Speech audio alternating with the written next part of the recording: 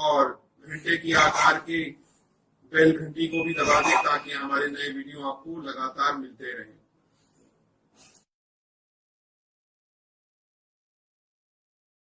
नमस्कार दोस्तों, धर्म रहस्य चैनल पर आपका एक बार फिर से स्वागत है।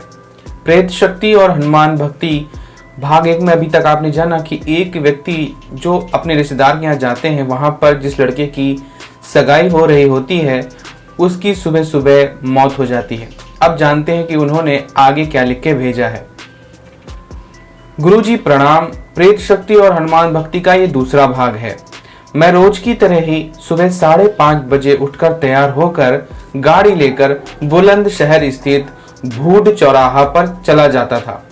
यहीं से हम लोगों की डग्गेमारी की गाड़ी नंबर से चला करती थी। वो जैसे आता था उसका वैसा ही नंबर बारी से नंबर लग जाता था। जिसका नंबर आता था वो गाड़ी में सवारी भरकर लाल कुआं गाजियाबाद को निकल जाती थी। उसके पश्चात उसके बाद वाला अपना नंबर लगाता था। गाड़ियां में जो है सवारियां भरने को लगभग दिनांक 3 जनवरी 2019 की सुबह मैं रोज की भांति गाड़ी लेने के लिए तैयार हो गया था। उस समय मैं टॉयलेट में था। तभी मेरे बड़े पुत्र अजय प्रकाश, जो कि स्थानीय उप संभागीय कार्यालय बुलंदशहर में डाटा एंट्री ऑपरेटर के पद पर ड्राइविंग लाइसेंस विभाग में कार्यरत था। गुरुजी पुत्र का नाम पता सब सच है। और वो जोर जोर से चिल्लाने लग गया। मैं उसकी ऐसी बातें सुनकर जल्दी से टॉयलेट से निकलकर हाथ धोकर उसके पास गया। वह जोर जोर से बब्बो बब्बो चिल्ला रहा था। बब्बो नाम से संबोधित तो मेरी दिल्ली स्थित लड़की के ससुराल में उसके पुत्र अपनी मां को किया करते थे। यह सोचकर मेरे होश फाख्ता हो गए कि कहीं यह मेरी लड़की की ससुराल में फांसी लगाकर मरा राज की आत्मा तो मेरे छोटे पुत्र विजय प्रकाश के साथ में तो नहीं आ गई है। वह 31 दिसंबर 2018 को अपने ऑफिस के कार्य हेतु दिल्ली स्थित मेरी बड़ी लड़की के यहाँ गया था। मेरा छोटा पुत्र विजय प्रकाश एक प्राइवेट हॉस्पिटल में कंप्यूटर ऑपरेटर है। किसी तरह मैं लड़के को घर के अंदर निकालकर घर के खुले चौक में ले आया और पत्नी से चाय बनाकर उसे पिलाने को कहा। मैं लड़के को बार बार होश में लाने को कह रहा था और उसे दिलासा दे रहा था, किंतु वह होश में आ ही नहीं रहा था। फिर पल में ही उसकी आत्मा की गिरफ्त में आ जाता था। हम लोग उससे बार बार पूछते थे कि वो कौन है, पर वो कोई जवाब नहीं देकर बुरी तरह बार बार आवाजें निकालता था। कभी कभी वो लंबी जीभ निकालने लगता। उसकी इन हरकतों से घर में सभी डरने लगे और रोने लगते। मैंने किसी तरह सभी को जोर से धमकाया और शांत रहकर किसी मौलवी, तांत्रिक या किसी भक्त को दिखाने के लिए कहा था। तभी मेरी दूसरी नंबर की लड़की मनीषा ने कहा कि पापा, पास ही मेरी एक मुस्लिम सहेली रहती है, उसके मामा यह सब कार्य देख लेते हैं और वो करते भी हैं। वो बहुत ही अच्छे व्यक्ति हैं और अच्छा कार्य करते हैं। मैंने भी उन्हीं के हाथ का ताबीज अपने गले में डाल रखा है। मुझे भी पूर्व में गलत सपने आते थे, पर जब से उनके ताबीज को गले में डाला है तब से सब कुछ सही है। मैंने फौरन अपनी पत्नी और लड़के से कहा, जल्दी से वहीं लेकर इसे चलते हैं, शायद वहां पर कुछ बात बन जाएगी। फिर मेरी लड़की और पत्नी लड़के को उसको दिखाने के लिए लेके गए। करीब 2 घंटे बाद उसको दिखाकर घर लेकर आए। घर आने के पश्चात लड़का फिर वही हरकतें करने लगा, यानी कि वो कभी कभी जोर जोर से चिल्लाता और कभी लंबी जीभ निकालने लगता था। मैंने उनसे पूछा कि उस मौलवी ने क्या बताया। पत्नी ने कहा कि ये जो हवा है उसके काफी प्रयास करने के बाद भी उसके सामने नहीं आई है। फिर उस मौलवी ने लड़के से पूछा कि क्या हुआ था। रात में लड़के ने बताया कि वो रात के करीब 2 बजे टॉयलेट को उठा था और जब वो टॉयलेट कर रहा था तो उसको यह महसूस हुआ कि कोई घर की रसोई में है और कुछ बर्तनों के आपस में टकराने जैसी आवाजें उसे सुनाई दी थी। फिर मैंने सोचा शायद बिल्ली होगी। जब मैं टॉयलेट करके वहां पर जाने लग गया तो रसोई में दूर से देखा तो कोई नहीं था। फिर मैं अपने बिस्तर पर जाकर सो गया। मैं सुबह करीब 5 बजे पानी पीने को उठा। पानी पीने के पश्चात मेरा सर भारी होने लगा और तभी से ही मेरी तबीयत ठीक नहीं है। लड़का अब भी वही हरकतें बार बार कर रहा था, यानी कि हम सब लोग काफी ज्यादा परेशान हो रहे थे। बार बार लड़का अपने सर पर आ रही वह बुरी आत्मा से पूछता था कि कौन है और वह क्या चाहता है, किंतु वह कोई जवाब न देकर वही हरकतें और जोर जोर से चिल्लाना, लंबी जीभ निकालना उसने जारी रखा था। मेरी कुछ समझ में नहीं आ रहा था कि क्या करें क्या ना करें। मौलवी ने एक ताबीज गले में काले कपड़े से सिल कर डालने को कहा था तथा कुछ पर्ची लिखकर भी दी थी। उनको पानी में डालकर पीने और कुछ को सर से मलकर जला देने को कहा था। पत्नी और लड़की वही सब कर रही थी, किंतु कुछ भी फायदा नजर नहीं आ रहा था। फिर तय हुआ कि इसको पास ही के डीएम कॉलोनी के स्थित एक छोटे से हनुमान मंदिर के पुजारी के पास लेकर चलते हैं और उनसे ही इसका कोई उपाय पूछते हैं। मेरी पत्नी अक्सर वहां झाड़ा लगवाने को जाया करती थी जब किसी बच्चे को नजर वगैरह लग जाती थी, किंतु मंदिर के पुजारी जी शाम 4 बजे के पश्चात ही आते थे। हम लोग लड़के को 3 बजे ही मंदिर में लेकर चल दिए, यह सोचकर कि मंदिर में बैठे भगवान ही शायद कुछ चमत्कार कर देंगे। जब हम लोग लड़के को मंदिर में लेके गए तो उस मंदिर के अंदर जाने को वह तैयार ही नहीं था।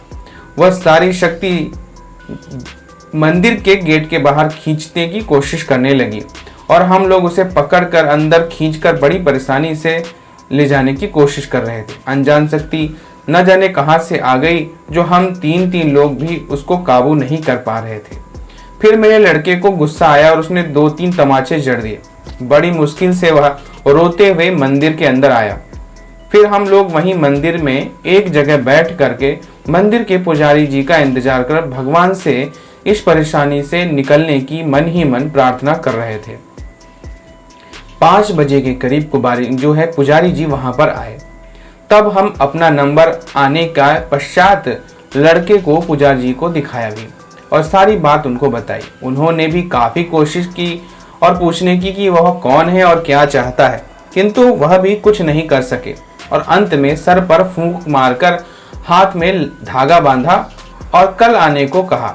हम लोग उसको ले जाने लगे। तभी मेरे मन में ख्याल आया कि इसको कुछ समय तक यही मंदिर में बिठा कर रखते हैं। मैंने पत्नी और लड़की से कहा कुछ समय इसे यहीं रहने दो, मैं अभी दुकान पर से सिगरेट पी करके आता हूँ। जब ले चलेंगे फिर मैं सिगरेट पीने चला गया। सिगरेट पीकर जब मैं मंदिर वापस आया तो पत्नी और पुत्री अपने तरीके से उससे बार बार पूछ रहे थे कि वह कौन है और क्या चाहता है, क्यों हम लोगों को परेशान करने के लिए आ गया है। तभी मैंने पास जाकर अंधेरे में तीर चलाया और उससे कहा कि मैं तुझे पहचान गया हूं कि तू कौन है। मैंने कहा तू राज, यानी कि मेरी लड़की का जो देवर था, जो शादी से पूर्व सवाई गाय वाले दिन, यानी कि जिसने फांसी लगा करके जिसकी मौत हो गई थी। तो मैंने कहा तू राज ही है ना, मैं तेरे बात करने के स्टाइल से पहचान गया हूं। फिर तभी वो जोर जोर से रोने लगा और बब्बो बब्बो फिर से कहने लगा। मैंने उससे कहा अपने भाई से बात कर। तब मैंने अपने दामाद को फोन मिलाया और अब तक की सारी बातें उनको बताईं। वो भी यह बातें सुनकर अचंभे में आ गए थे। फिर उन्होंने अपने पापा और मम्मी से बातें करवाई।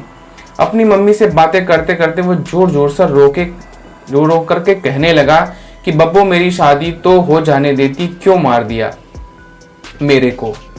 कुछ देर बातें करने के पश्चात वह मेरे साथ घर आ गया और आते ही वह मेरी 90 वर्षीय माँ मौसी कहकर उन्हें नमस्ते करने लगा। यह सब बात समझ में आई। उससे कहने लगी भैया क्यों आया है हमारे यहाँ और क्यों परेशान कर रहा है। तो उसने कहा मेरे बच्चे को, तो कहने लगा कि मौसी मेरे से मेरे घर का कोई प्यार नहीं करता, अब मैं वहां पर नहीं जाऊंगा, यहीं रहूंगा। अब मेरे लिए और परेशानी वाली बात हो गई थी। यह तो खुलेआम बोल रहा था कि वह नहीं जाएगा और इसी में रहेगा। एक तो साला वैसे ही दिमाग खराब था, सुबह से इतने और खराब कर दिया था। इनकार करने पर मैंने गुस्से में लड़की को फोन मिलाया और सारी बात बताकर कहा कि अपने सास ससुर से कह कि इसको आकर अपने साथ ले जाएं। लड़की ने कहा कि वो गाड़ी लेने गए हैं आपके पास आने को, सब आ रहे हैं। आकर देखेंगे कि यह कौन है, कहीं झूठ ही तो नहीं बोल रहा है। तब मैंने लड़की से कहा कि अब मत आना, अब समय नहीं है, आने तक काफ़ी देर हो गई है और वो आते आते काफ़ी रात हो जाएगी। रास्ते में कुछ हो गया तो बड़ी मुश्किल सभी को होगी, सभी को इसलिए कल ही आना। यह कहकर मैंने फ़ोन काट दिया था। थोड़ा बहुत सभी खाना खाकर आराम करने लगे। लड़का भी इस आत्मा की गिरफ्त में था। तब मैंने अपने गुस्से को काबू कर प्यार से लड़के के अंदर बैठी उस आत्मा से कहा, राज, क्या तू हम लोगों से नाराज है? तू तो हम लोगों को बहुत चाहता था ना। जब हम लोग तुम्हारे घर जाते थे तू कितना अधिक खुश होता था, हम लोगों से कितनी आवभगत तू करता था हम लोगों की, और आज तू हमको ही परेशान करने आ गया है। ये लड़का अजय तो तेरा छोटा है, यानी तुझसे छोटा है, और तू कितना खुश होता था जब यह तेरे यहाँ जाता था।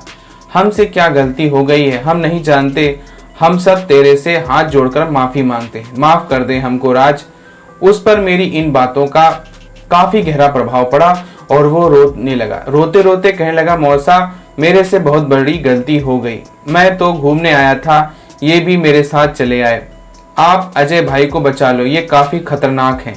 इतने में ही मेरा लड़का बहुत ही जोर जोर से चिल्लाने लगा और कभी कहता, कौन खींच रहा है मेरी टांगों को, कभी कहता, कौन खींच रहा है मेरे हाथों को, पापा मेरे को बचा लो, मेरे को ये मार देंगे।